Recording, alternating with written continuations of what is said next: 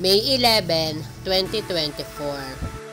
Dito kami ngayon sa Dipaculao, Aurora.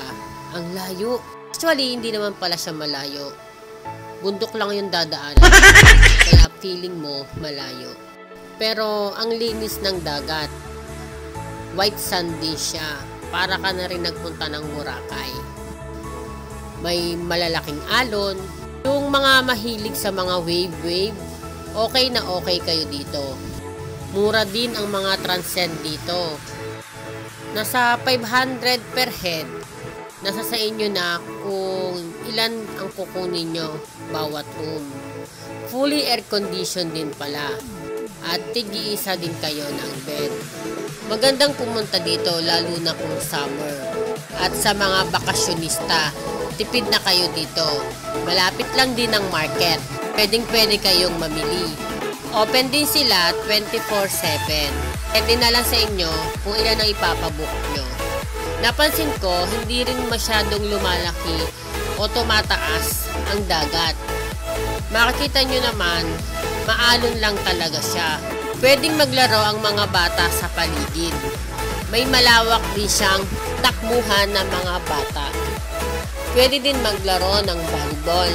Pwedeng magkantahan. At pwede din kayo dito maglibing-libingan. What? Yung bang ibabaon kayo? O diba libing-libingan yun? Hello guys! Nandito tayo ngayon sa Sunshine Beach Resort. Ayan. Makita nyo?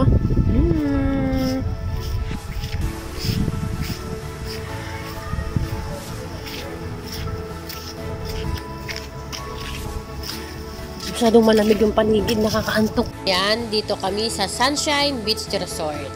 Mayroon din silang extrang swimming pool. Pwedeng mag-swimming dito ang bata, matanda, bakla o tomboy. Animal friendly din sila. Pwede kayong magdala ng inyong mga fur babies. Gusto nyo yung animal nyo friends? Ayan, diba? Ang lawak.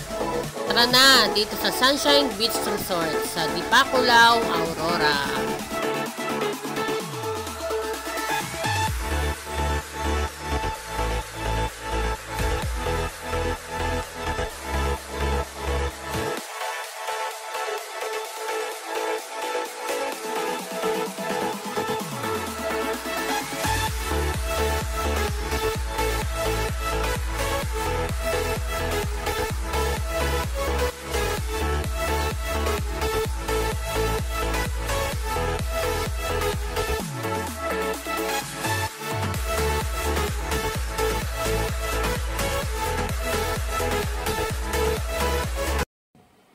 Thank you for watching.